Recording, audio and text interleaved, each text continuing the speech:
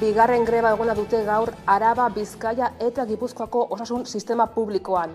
Greba eguna ditu dute gaurko ere ELA, LAB, SATSE, Comisiones Obreras, UGT eta SME sindikatuek Osakidetzaren desegitea salatzeko eta langileentzako baldintza duinak eskatzeko. Atzo goizean abiatu ziren lehen manifestazioak Osakidetza salba dezagun lelopean Basurtuko erietxetik eta Donostia ospitaletik.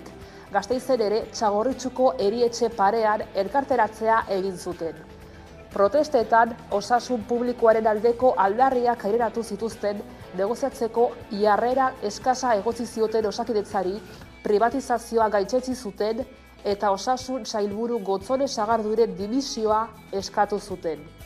Gaur goizean ere manifestazio handiak egon dira Gasteizen, Bilbon eta Donostian.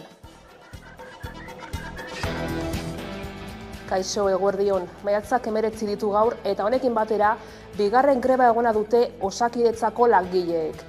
Osasun sistema publikoaren desegitea salatzen dute eta langileentzako baldintza duinak aldarrikatzen dituzte. Jaurlaritzak zerbitzu minimoak ezarri ditu, baina edonola ere Osakidetzaren egoera larria eta negoziazioaren blokeoa salatzeko milaka lagunek protesta egin dute. Sindikatuen esanetan, oihartzun oso handia izan du atzoko deialdiak eta batez ere lehen mailako arretan. Sindikatuek hortarazi dutenez, gutxieneko zerbitzuak kontuan hartu behar dira, portzentajeen arteko aldeari erreparatzeko. Izan ere Jaurlaritzak ezarritako zerbitzuen arabera, jai egunetako martxan jardungo dute erietxeek eta osasun zentroek, baina arreta jarraituko zentroetan eta larrialdietan ez da aldaketarik izango arretan. Eta 9 egun geratzen dira udal eta foro hauteskundeen gauarako. Hori dela eta hemen jaso dugu Arabako EAJko eta EH Bilduko hautagaiek proposatzen dutena osasun sistema publikoa hobetzeko. Osasuna sendotu behar dugu eta badaukagu zer hobetu. Nik uste dut hori etortzea naturala dela. Etortu behar dugu gure osasun sistema hobetu behar dugula. Hala eta guztiz ere, esan behar dut, osasungintzaren inguruan dauden kritikak ez direla soilik Euskadin ematen, nik uste dut estatu osoan ematen direla eta beste Europar Batasuneko herrialde batzuetan ere. Ze hori aurre egin beharko diogu ere, bai, desoreka handia dago Araban, hiria eta herrien artean, eta osasungintza eta zerbitzuen falta hori gero eta handiagoa edo handiagotzen du, ez? Orduan, guk pentsatzen dugu osasuna dela beharrezkoa bermatzea, kalitatezko osasuna bermatu beharko dugu, nahi badugu gure herriak bizirik mantendu. Eta iritsi da dagoeneko Umore Azokaren 23. edizioa Leioara. Herriko kaleak ikuskizunez bete dira atzotik hasita eta honek igandera arte iraungo du. Guztira, 43 konpainiaren 90 emanaldi eskainiko dituzte udalerriko 17 espaziotan. Besteak beste dantza saioak, zirko emanaldiak, magia ikuskizunak, txotxongiloak, klounak eta piroteknia egongo dira. Konpainien ia erdiak izango dira Euskal Herrikoak, 17 hain zuzen. Estreinuen artean berriz, 10 euskal talderen lanak ikusial izango dira, lehenengo aldiz gainera. Eguneko titularrak aipatuta heldu diezaiokun eguneko gai nagusiari. Bigarren greba eguna dute gaur Osakidetza osoan Euskal Autonomia Erkidegoko 3 hiriburuetan. Osakidetza salba dezagun lelopean Osakidetzaren desegitea salatzen dute grebalariek eta langileentzako baldintza duinak eskatzen dituzte. Greba dute Osakidetza osoan osasun sistema publikoaren desegitea salatzeko eta langileentzako baldintza duinak aldarrikatzeko. Ikusten dugula jarraipen oso zabala izaten adira orokorrean, bereziki lehen arretan, eta horrek erakusten duela zelako larritasuna daukaten arreta maila horretako langileak. ELA, LAB, SATSE, Comisiones Obreras, UGT eta SME sindikatuek grebara deitu dituzte Araba, Bizkaia eta Gipuzkoako osasun publikoko langileak. Lan uste asteazkenean gaueko 10etan abiatu zen. Osakidetzaren egoera larria eta negoziazioaren blokeoa salatzeko protesta egin dute.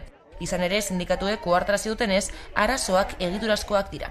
Eta horregatik, berelako konponbideak exigitu dizkiote Jaurlaritzari. Osakidetzak dauzkan arazoak estrukturalak diala, pandemiaren aurretik datozela, eta ez degula ikusten borondaterik osasun sailaren partetik konponbideak emateko edo martxan jartzeko.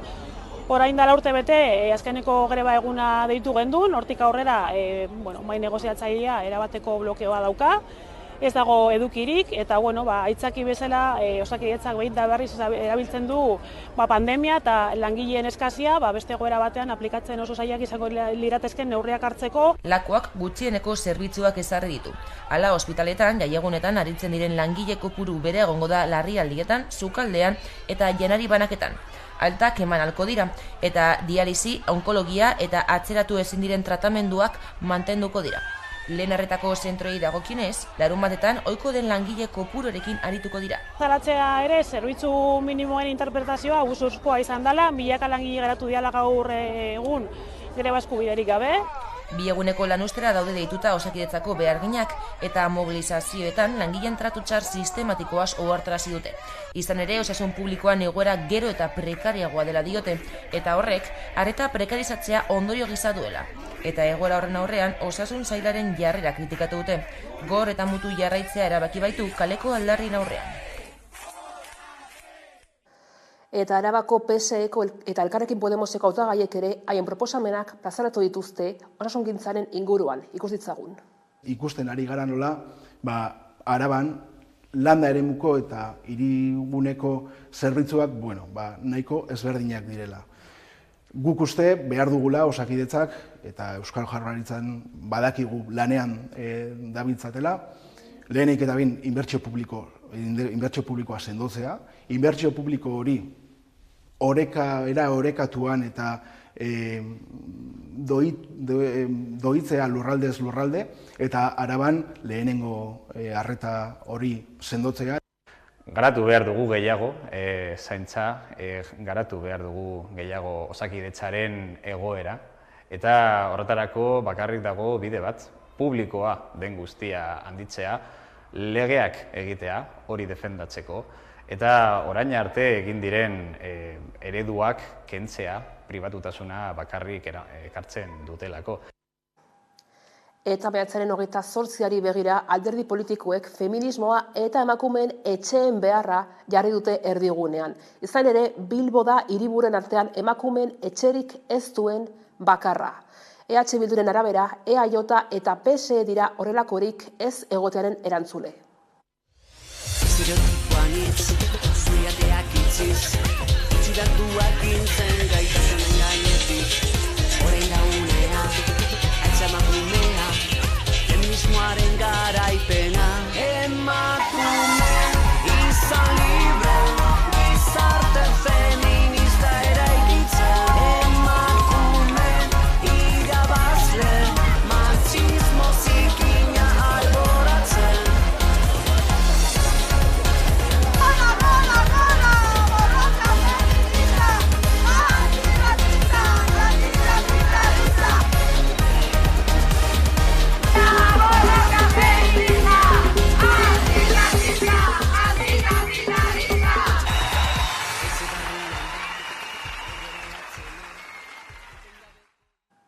Hauteskundekin jarraituz, Arabara egingo dugu salto berriro ere. Izan ere, bertako hautagaiek lan arloa hobetzeko haien proposamenak azaldu dituzte.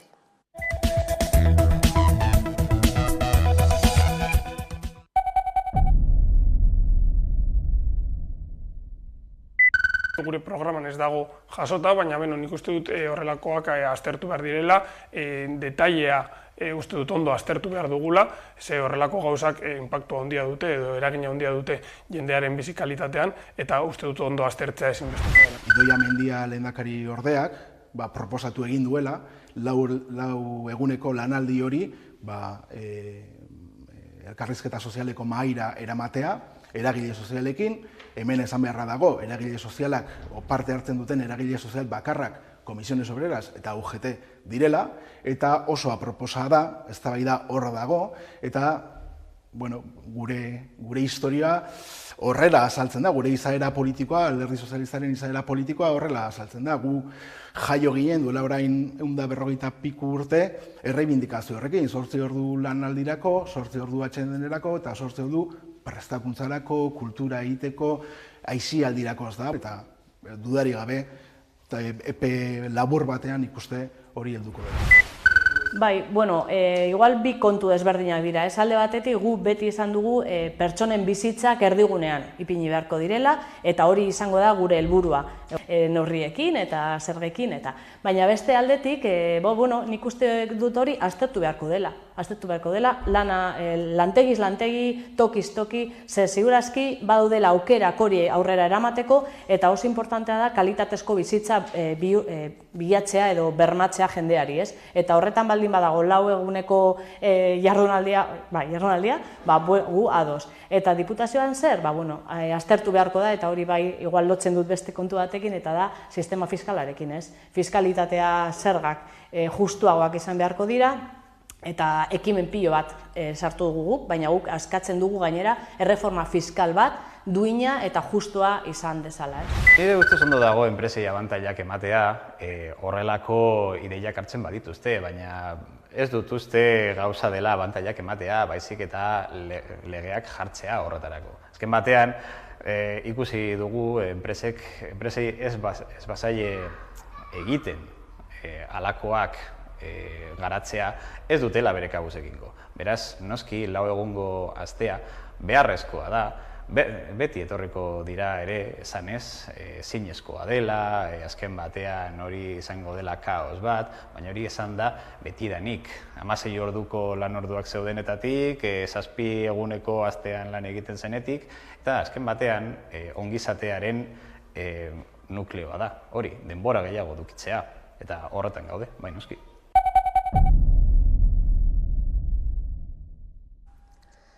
Eta Michelin enpresako 6 langile baino gehiago mobilizatu dira Gasteizen.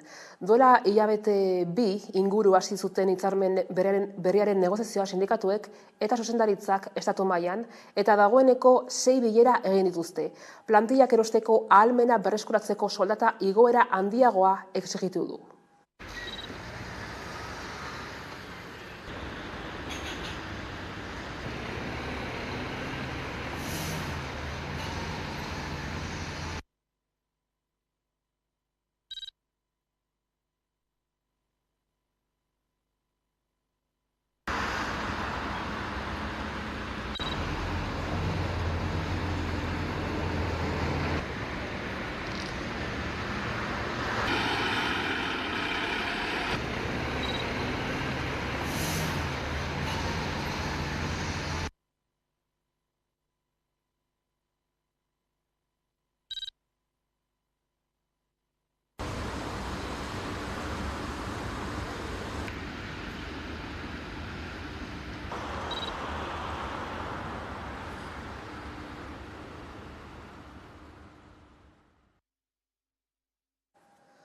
Hauteskundeekin jarraituz, Gipuzkoara egingo dugu salto. Izan ere, EAJko eta EH Bilduko hautagaiek astean 4 eguneko lanaldia sustatzeko haien proposamenak azaldu dituzte. Europako beste herrialde batzuetan etekin honak eman ditu eta pentsatzen dugu hemen ere emango dituela, telelana bultzatuz, baina niretzako hemen badago kontu bat funtsean oso garrantzitsua dena, eta da lana eta zaintzak banatzeko egiten den hautua. Zentzu horretan, ikuspegi feminista batetik egiten den ekarpena ere, Euskal Herria Bilduk egin dien ekarpena ere, uste dut oso garrantzitsua dela, zentzu horretan ere urrats bat eman behar dugulako, nik uste dut honek benetan funtzionatuko du. Behar degula ahalegina herri hau aurrera atera ahal izateko. Esfortzuak biderkatu egin behar dira eta esfortzuaren kultura hori ere sendotu beharrean gaudela. Beraz, ea nola geran gai bi horiek aurrera eraman ahal izateko. Alegia gure lan baldintzak, duinak behar dute izan, eta aldi berean ekonomiak eta gure enpresek eta gure administrazio publikoek behar dute konpromiso sendo bat, eta ea nola gai geran hori dana uztartu ahal izateko eta esploratzeko prest hori eta beste formula batzuk ere. Eta Gipuzkoan atzo Pasaiako Sarraskiko poliziak identifikatzeko bigarren saioa egin zuten Donostiako epaitegietan, baina lekuko bakarrak Joseba Merinok ezin izan zuen 100% inor identifikatu. Nola joan den errekonozimendu proba ikus dezagun. Komando autonomoetako 4 kideen hilketekin lotuta egon daitezken poliziak identifikatzeko bigarren saioa egin zuten ostegunean, Donostiako epaitegietan. Polizia bakarra egon zen saioan, baina ezin izan zuen identifikatu 100%.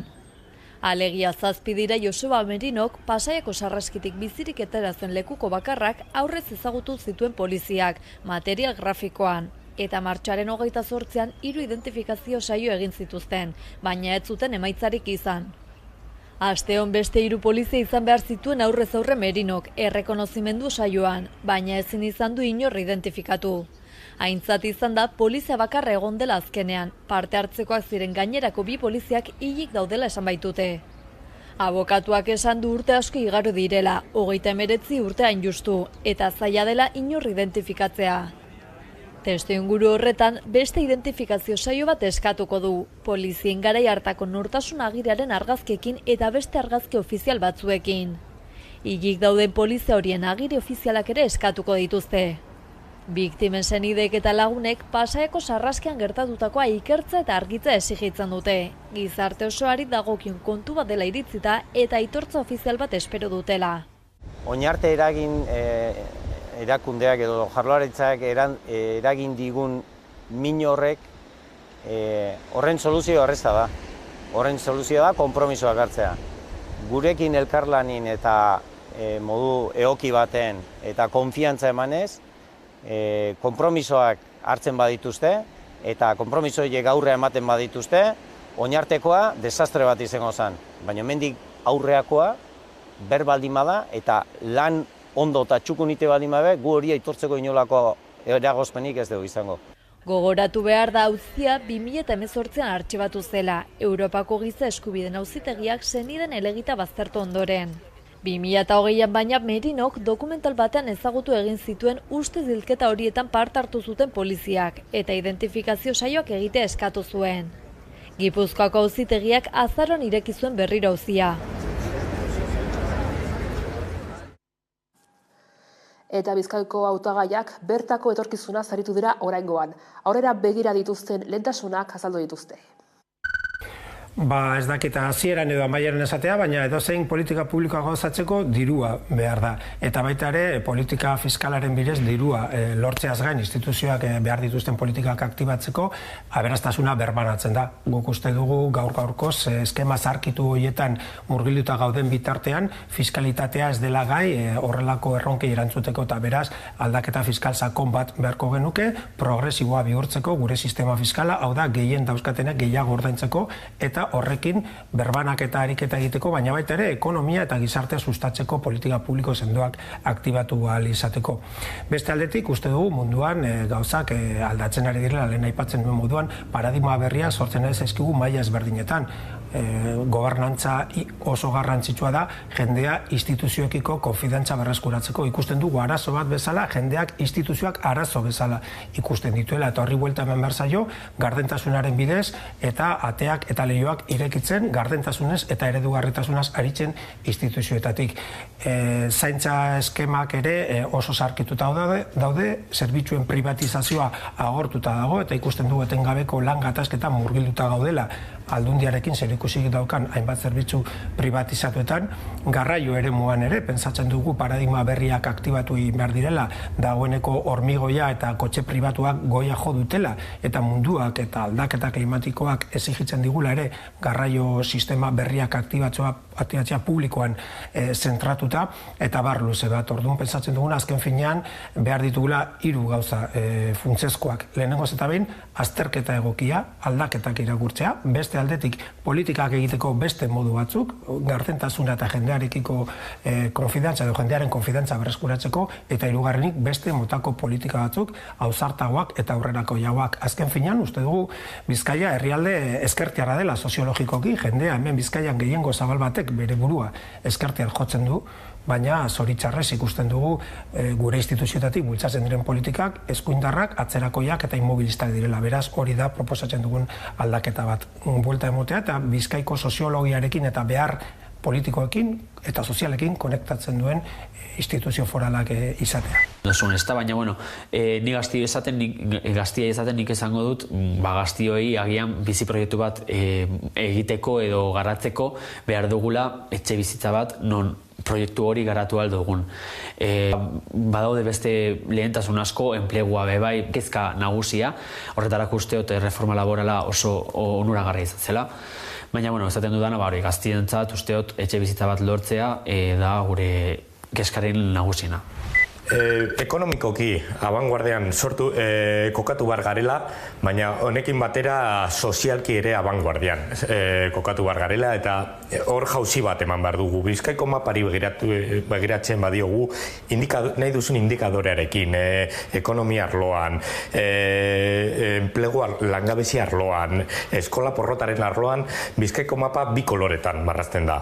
Alde batetik badugu Bilbo Handia, Busturialdea, Uribe Kosta, oso ondo kokatuta, eta bestetik ezkerraldea, mehatxaldea, enkarterriak bera basuago, indikadore txarrekin, eta hori ezin dugu, hor landu behar dugu, kohesio arloan landu behar dugu, inbertsio ekonomiko arloan, eta sozialistentzat hori lehentasun bat da.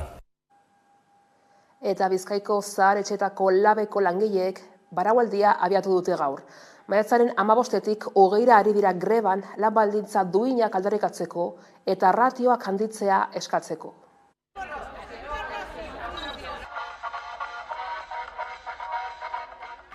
Gora Lab sindikatua!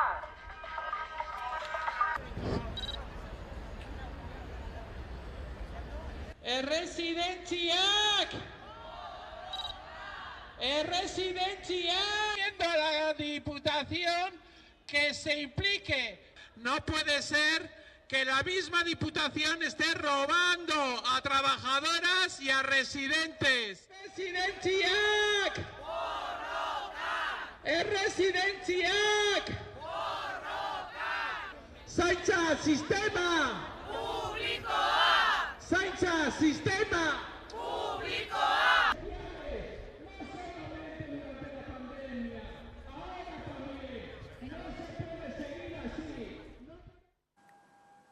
Eta iritsi da dagoeneko umore azokaren 23. edizioa Leioara. Ikuskizunak atzo hasi ziren eta igandera arte luzatuko dira. Herriko kaleak artez, kolorez eta dantzaz josiko dira. 43 konpainiaren 90 emanaldi eskainiko dituzte udalerriko 17 espaziotan.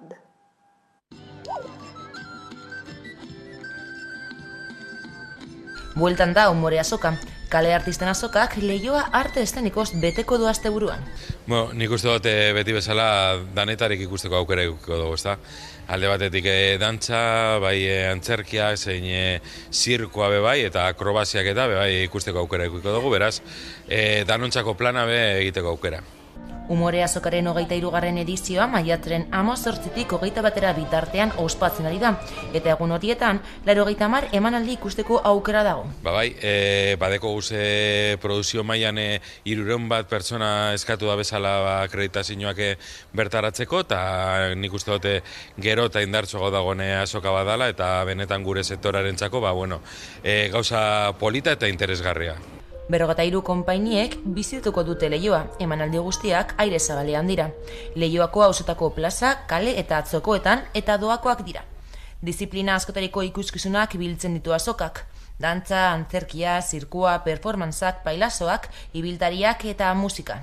Gainera euretariko asko lehenengo aldiz, ezta? Jarriko dabe euren ikuskizunak gure esku, eta nik uste dut hori eskertzekoa dela eta posposik. Bizkaiko Foru Aldundiaren eta Eusko Jaurlaritzaren babesarekin Leioako udalak antolatutako azokatik ia 20 euskal konpainia sortzaileen plazan izango dira. Eta horien artean dago Arrobia dantza taldea. Fusio bat, poesia, musika, dantza, bideomapina, musikariak zuzenean, arpa, biolina, biolontzeloa, pianoa, 3 dantzari dantzatzen, eta eszenografia gisa bideomapin bat. Ostegunean, Arrobiak geurera izeneko ikuskizuna estreinatu zuen Leioan. Eta oraingo honetan, geurera emanaldiarekin etorri gara, lehen da biziko antzezpena, estrenaldia, eta bueno, pizka bat urduri gaude. Entzegu ordu pilo dira, guztia uztartzeko, koordinatzeko, batez ere konkretuki emanaldi honetan izan da besteak baino askoz gogorragoa, zeren hemen dago dana segundura enkajatuta, bai mapinan egite ditugun mugimenduak kuadratuta, bai ahotsarekin, orduan izan da pizka soramena eta atzo gaueko 11etan ondino hemen geuden fatxada honetan pizka bat azken hartuko gauzak kuadratzen, ez? Eta horien artean dago ere, aukeran dantza taldea. Piskat urdure hau, estrenotan beti piskat urdure gaude, eta ze erantzun dakan jendien, hor piskat irriketan gaude, eta bueno, estreno korrela dira. Ez dakite momentu honen aizeten dan estreno bat ikustea ikuskizuna, baina bueno, tokatu zaigu, eta hemen estreno dakata kontentu. Aiurri izeneko emanaldia estrenatu du aukeran dantza taldeak, eta harrera bero bat jaso du ikusleen partetik. Mugimenduari irekitzeko ariketa proposatzen diote publikoari. Mugimendua da urratz nagusiena, eta mugimendua azken finean dantza da. Eta bueno, mugitzen ganienen beti desplazamentu daude, eta gero desplazamentuetan barruko sensazio guztik ateratzen zaizkigu, bai? Eta orduan, bueno, hori adierazten ari gea ikuskizun hontan, ez? Zenbait galdera botatzen ditu jendiaren zan, ze erantzuna dakate, bakoitza bere erantzuna aukiko du, eta bueno, horrela, nundik handi joan historia, baina barruko sensazio zeintzu diran jendiaren gan. Ostegunean abiatu zen umore azoka eta igandera arte eszenikoez gozatzeko aukera egongo da Leioan.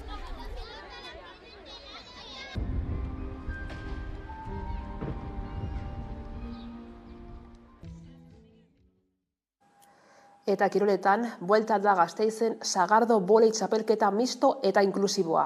Miakatuz Kirol Klubak antolatu du 6. edizio hau eta LGTBIQ komunitatearen eta emakumeen eskubideen aldeko borroka sustatzea du helburu.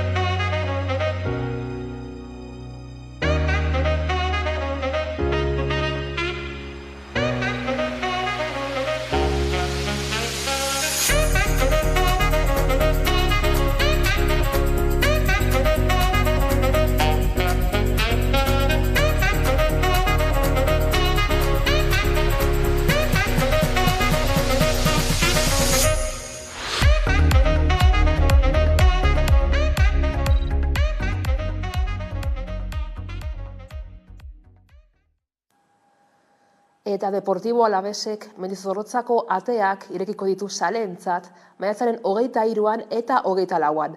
100 pertsonek instalazioak bisitatzeko aukera izango dute, abonatuentzako zozketa baten bidez erabakiko da nortzuk izango diren sortedunak. Izena emateko epea maiatzaren 21 arte egongo da irekita.